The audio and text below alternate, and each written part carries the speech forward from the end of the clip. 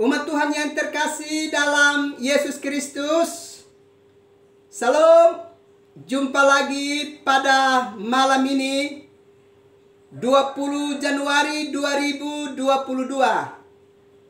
Sebelum kita beristirahat malam ini, baiklah kita menyatakan syukur kita kepada Tuhan dan mendengarkan kebenaran firman-Nya. Mari kita berdoa. Kami memuji kebesaran nama-Mu, ya Bapa, karena Bapa begitu luar biasa berkarya untuk keselamatan kami umat manusia. Kami sudah menerima malam pemberian-Mu.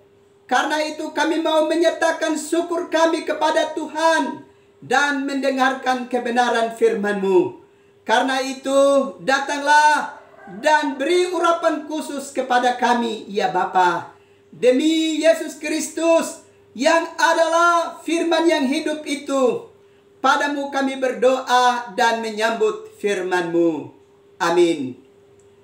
Umat Tuhan yang terkasih dalam Yesus Kristus, kita mendengarkan kebenaran firman Allah dalam kitab Wahyu pasal yang ke-20, ayat yang ke-11 sampai dengan ayatnya yang ke-15. Beginilah bunyi firman Allah. Hukuman yang terakhir. Lalu aku melihat suatu tahta putih yang besar, dan Dia yang duduk di atasnya. Dari hadapannya lenyaplah bumi dan langit, dan tidak ditemukan lagi tempatnya. Dan aku melihat orang-orang mati, besar dan kecil, berdiri di depan tahta itu. Lalu dibuka semua kitab. Dan dibuka juga sebuah kitab lain, yaitu kitab kehidupan. Dan orang-orang mati dihakimi menurut perbuatan mereka berdasarkan apa yang tertulis di dalam kitab-kitab itu. Maka laut menyerahkan orang-orang mati yang ada di dalamnya, dan maut dan kerajaan maut menyerahkan orang-orang mati yang ada di dalamnya, dan mereka dihakimi masing-masing menurut perbuatannya. Lalu maut dan kerajaan maut itu dilemparkanlah ke dalam lautan api. Itulah kematian yang kedua, lautan api. Dan setiap orang yang tidak ditemukan namanya tertulis di dalam kitab kehidupan itu dilemparkan ke dalam lautan api itu.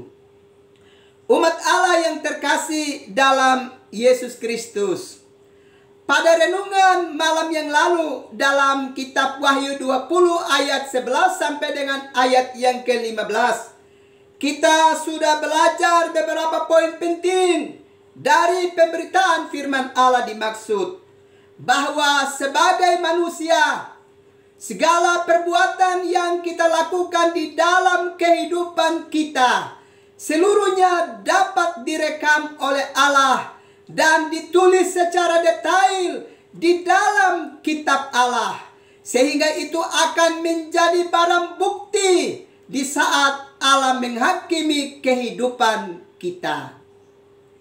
Dengan demikian tidak ada satupun di antara kita yang bisa menyembunyikan perbuatan-perbuatan yang kita lakukan selama kita mendiami bumi ciptaan Tuhan ini.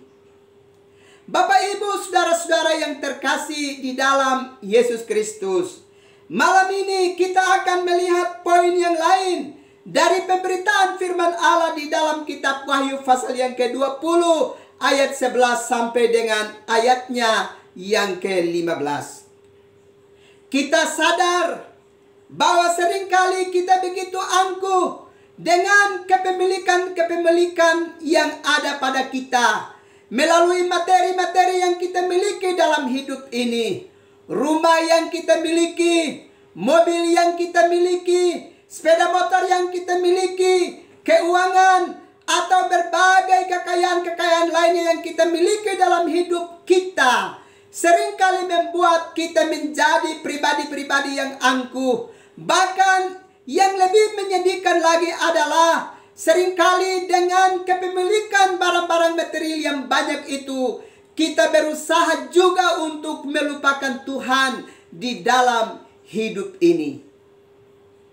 Bapak Ibu saudara-saudara yang terkasih di dalam Yesus Kristus, kalau kita sedang ada dan hidup dalam prinsip hidup yang demikian, maka kita sedang memasuki satu babak kehidupan yang amat membahayakan kehidupan kita.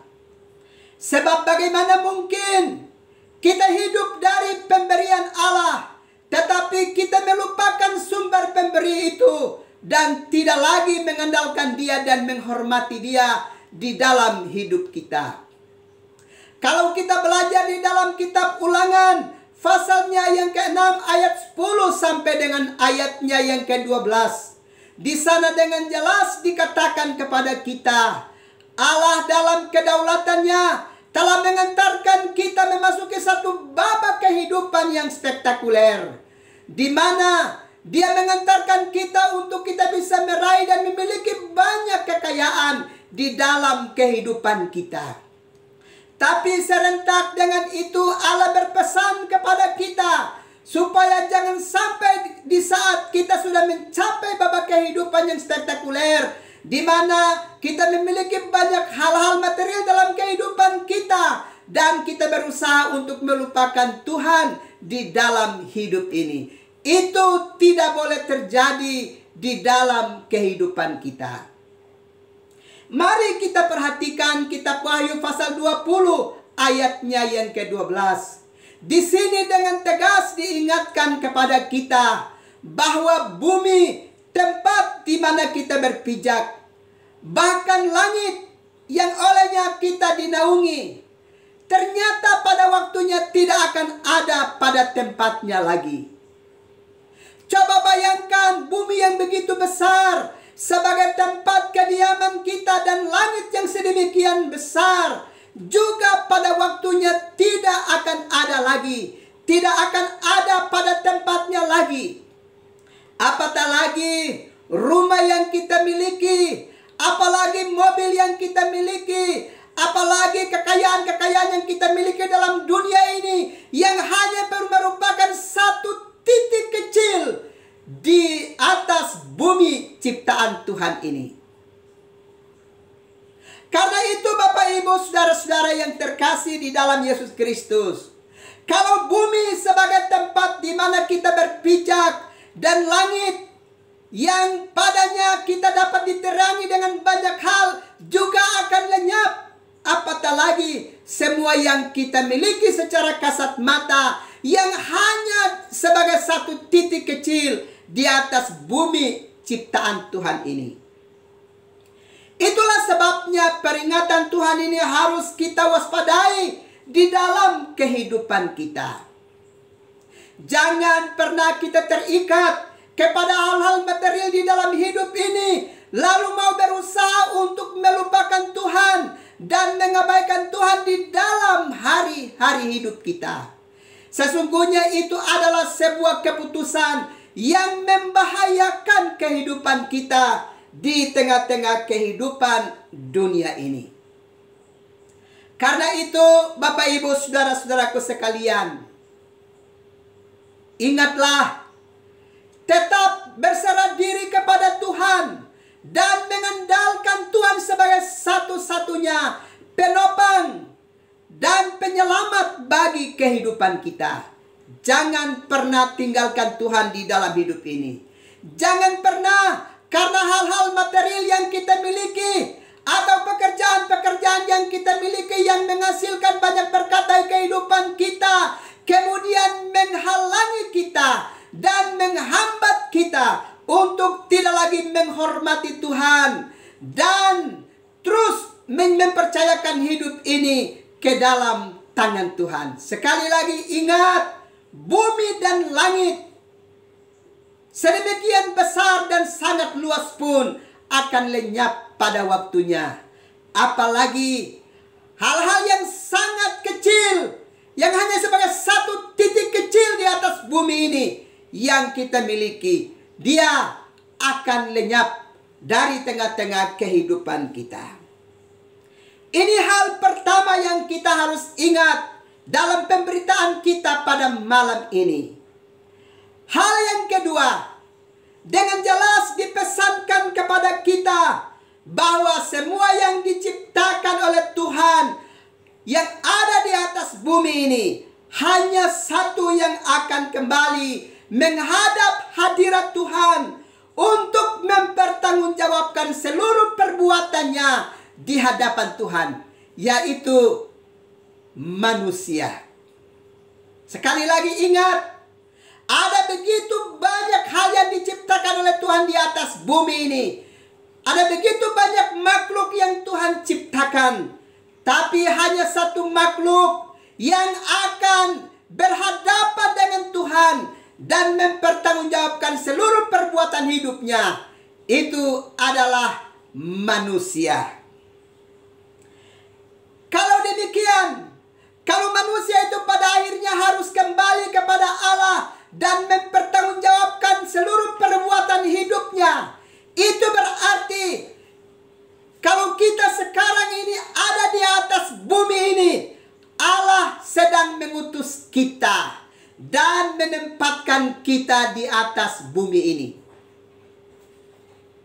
Itulah sebabnya, karena Allah mengutus dan menempatkan kita di bumi, maka ketika kita kembali kepada Allah, kita harus mempertanggungjawabkan semua yang telah kita perbuat di atas bumi ciptaan Tuhan ini. Ingatlah, kita diutus oleh Allah untuk ada dan hidup di tengah-tengah dan di atas bumi ini, bukan untuk mengotori bumi ini dengan perbuatan-perbuatan yang kotor, dengan perbuatan-perbuatan yang keji di hadirat Allah. Jangan pernah kita melakukan itu. Sesungguhnya bumi ciptaan Tuhan ini adalah baik adanya. Karena itu sebagai manusia gambar Allah, kita ditempatkan di atas bumi ini bukan untuk mengotori bumi ini dan bahkan merusak bumi ini dengan tindakan-tindakan dan perbuatan-perbuatan kita yang tidak kudus di hadirat Allah. Ini harus kita ingat dengan baik di dalam kehidupan kita. Karena itu ingatlah, kalau sekarang saudara sedang diutus oleh Allah dan ditempatkan di bumi ini dan berada di instansi pemerintah, bekerjalah dengan baik dalam tugas dan tanggung jawabmu, baik sebagai pejabat maupun sebagai karyawan biasa. Bekerjalah dengan sungguh-sungguh. Jangan pernah mengotori tempat kerjamu dengan tindakan-tindakan dan perbuatan-perbuatan yang tidak kudus di hadirat Allah. Sebab Allah menugaskan kita ada di wilayah di mana Tuhan tempatkan untuk kita bekerja. Kita harus ingat, dimanapun kita berada, kita harus melaksanakan tugas dan tanggung jawab kita dengan baik untuk mempermuliakan nama Tuhan dan untuk mendatangkan damai sejahtera bagi kehidupan bersama. Karena itu dimanapun kita sedang berada sekarang, jangan pernah hanya bekerja untuk ingat diri sendiri dan mengumpulkan segala sesuatu bagi diri sendiri dan membiarkan orang lain mengalami penderitaan. Apalagi mengambil dan menikmati apa yang bukan menjadi hak bagi kita di tempat di mana Tuhan izinkan kita bekerja. Perhatikan ini baik-baik dalam kehidupan kita. Kalau kita belajar di dalam pertama Petrus pasal 4 ayat yang ke-10 dengan tegas mengingatkan kepada kita bahwa kita adalah pengurus yang baik dari kasih karunia Allah. Tidak secara kebetulan saudara menjadi ASN di satu instansi pemerintah. Tidak secara kebetulan saudara menjadi karyawan swasta di tempat di mana saudara sedang bekerja. Tidak secara kebetulan saudara ditempatkan menjadi legislasi, menjadi tenaga medis, menjadi tenaga dalam dunia pendidikan. Tidak secara kebetulan saudara ditempatkan sebagai nelayan dan di dalam dunia-dunia usaha lainnya. Allah yang sedang menempatkan saudara di sana supaya di dalam pekerjaan dan tugas dan tanggung jawabmu nama Allah dipermuliakan. Saudara adalah pengurus yang baik dari kasih karunia Allah. Karena itu Allah sedang menempatkan saudara di tempat di mana saudara bekerja sekarang. Karena itu bekerjalah dengan baik sebagai manusia gambar Allah untuk mempermuliakan nama Tuhan dan mendatangkan damai sejahtera bagi orang-orang di sekitarmu di mana saudara-saudara ditempatkan. Bapak, Ibu, saudara-saudara yang terkasih dalam Yesus Kristus, hal yang ketiga yang perlu kita belajar lagi dari kitab Wahyu pasal 20 ini adalah tidak ada sesuatu apapun yang ada di atas dunia ini yang bisa dapat menguasai kita manusia yang telah diciptakan menurut rupa dan gambar Allah. Sekalipun di bumi ini kita akan mengalami kematian, entah di darat ataupun di laut, tidak ada satu kuasa apapun yang ada di wilayah-wilayah itu yang dapat mengekang kita secara tetap dan kekal. Justru pada waktunya, semuanya akan menyerahkan kita kembali kepada pemilik hidup satu-satunya, yakni Yesus Kristus. Perhatikan baik-baik di dalam bacaan kitab suci tadi, dalam Wahyu 20 ayatnya yang ke-13, dengan jelas tercatat, maka laut menyerahkan orang-orang mati yang ada di dalamnya, dan maut dan kerajaan maut menyerahkan orang-orang mati yang ada di dalamnya, dan mereka dihakimi masing-masing menurut perbuatannya. Sekali lagi, ingat, tidak ada satupun wilayah di atas bumi ini, baik di darat maupun di laut, yang dapat mengekang dan bahkan menguasai manusia sepenuhnya secara tetap dan kekal. Semuanya akan kembali melepaskan manusia untuk kembali kepada pemilik hidupnya, satu-satunya Yesus Kristus. Coba perhatikan baik-baik dalam Injil Markus pasal yang keempat, ayatnya yang ke-39. Kita ingat ada peristiwa yang terjadi di Danau Galilea pada waktu murid-murid bersama dengan Yesus mengalami pelayaran di Danau Galilea, dan ketika gelombang dan angin begitu dahsyat menerpa kehidupan mereka, apa yang dikatakan oleh Yesus ketika murid-muridnya penuh dengan begitu ketakutan di dalam kehidupan mereka? Yesus dengan segera berkata, "Diam, tenanglah." Maka laut dan angin pun menjadi tenang. Ini mau membuktikan kepada kita bahwa tidak ada satu kuasa apapun yang di atas bumi ini, baik di darat maupun di laut, yang bisa mengatasi kuasa Allah dalam diri Yesus Kristus. Dan karenanya tidak ada satu kuasa apapun yang ada di wilayah-wilayah itu yang mengekang secara tetap dan kekal bagi kehidupan manusia. Sekali lagi, pada waktunya semuanya akan menyerahkan kembali manusia gambar Allah itu ke tangan pemiliknya, yakni Yesus Kristus. Itulah sebabnya kenapa manusia selalu diingatkan untuk terus berserah diri dan mengandalkan kepada pemilik hidupnya. Karena bagaimanapun juga dan apapun keadaan manusia, pada waktunya harus kembali kepada Tuhan. Coba perhatikan juga dalam Injil Markus pasalnya yang ke-5, ketika Yesus ada di Gerasa mendapati orang-orang yang kerasukan roh jahat. Pada waktu itu dengan tegas Yesus berkata, dan roh-roh jahat itu keluar dari dalam tubuh manusia. Sekali lagi, kuasa macam apakah yang ada di atas bumi yang bisa bertahan menghadapi satu pribadi yang bernama Yesus Kristus? Semuanya takluk di bawah kaki Yesus Kristus. Karena itu kepada saudara-saudara yang sekarang ini masih mengolok Yesus Kristus, yang masih menghina Dia, ingat, tidak ada satupun kuasa di atas bumi yang bisa bertahan menghadapi pribadi yang bernama Yesus Kristus itu. Karena itu segera bertobat dan mengambil keputusan untuk percaya kepadanya. Hal yang keempat, kita belajar di dalam kitab Wahyu.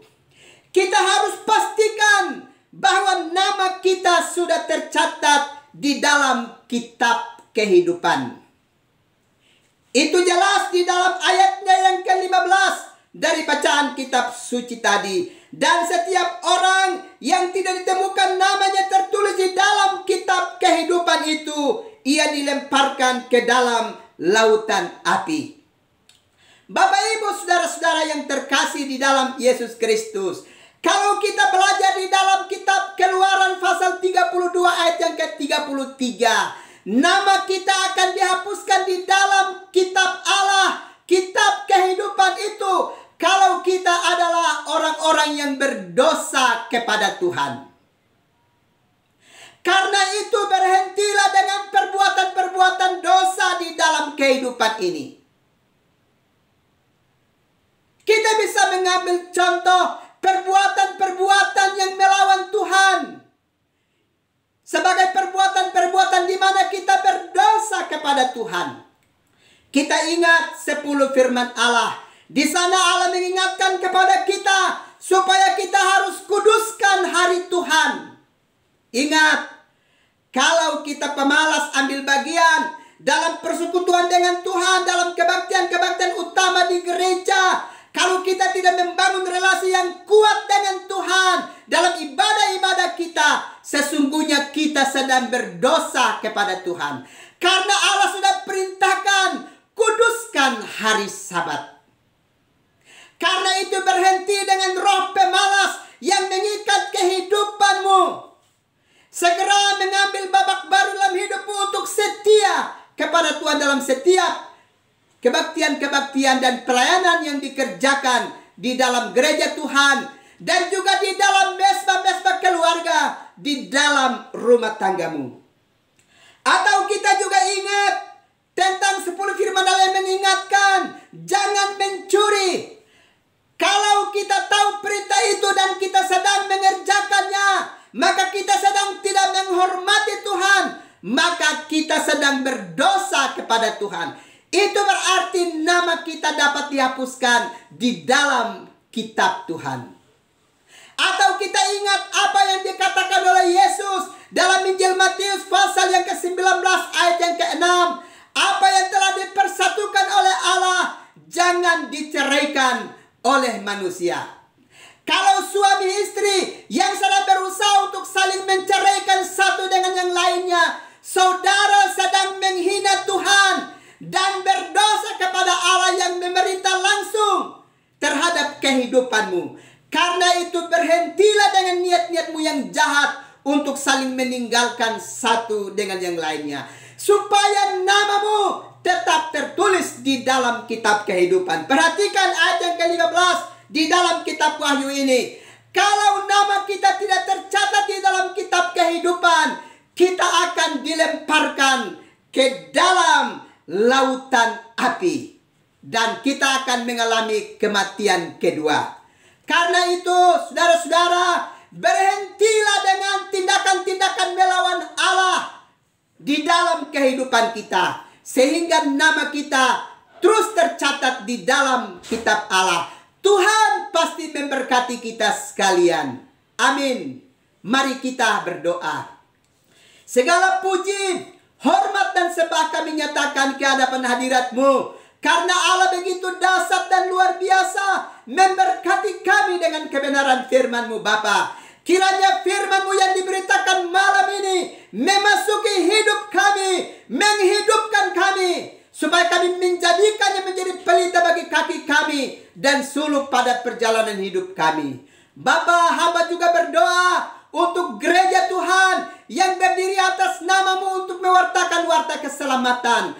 Para pendeta, para penatua diaken, pengajar, para penginjil, para pelaku pelayan dalam gereja-Mu, Tuhan lengkapi mereka dengan kuasa yang hebat dari sorga, supaya mereka berani berdiri atas nama-Mu, berseru untuk pertobatan, dan terus dengan setia mewartakan warta selamat-Mu bagi umat-Mu di bumi ini. Terima kasih Bapa, Karena itu berkati para pemimpin gereja kami juga dari lingkup jemaat, klasis dan sinode. Tuhan berkati pakai para pemimpin bangsa kami untuk mereka mencintai pekerjaan Allah dengan sungguh-sungguh dan bekerja dengan kuat untuk warta keselamatan di dalam hidup mereka. Hamba juga berdoa untuk para pemimpin bangsa kami, Bapak Presiden, Gubernur, Bupati, Wali Kota di mana kami menjadi bagiannya. Kiranya Allah memberkati para pemimpin bangsa kami untuk menjadi pemimpin-pemimpin yang takut akan Tuhan dan memimpin bangsa ini menuju arah dan cita-cita luhur masyarakat adil dan makmur. Dan kepada semua kami sebagai rakyat yang hidup di rumah bersama Indonesia, yang hidup di Provinsi Nusa Tenggara Timur dan Kota Kasih, tolong kami supaya kami hidup bertanggung jawab, saling menghormati satu dengan yang lainnya, dan terus mempermuliakan namamu ya Bapa. Terima kasih Bapa. Kami akan beristirahat malam ini. Datanglah, beri urapan khusus kepada kami supaya kami beristirahat dengan aman. Ini doa kami Tuhan, ini sembah kami. Demi Yesus Kristus, penolong dan penyelamat kami, padamu kami berdoa dan mengucap syukur. Amin. Umat Tuhan yang terkasih dalam Yesus Kristus, selamat malam. Selamat beristirahat. Tuhan pasti terus melindungi dan memberkati umat Tuhan sekalian. Salam.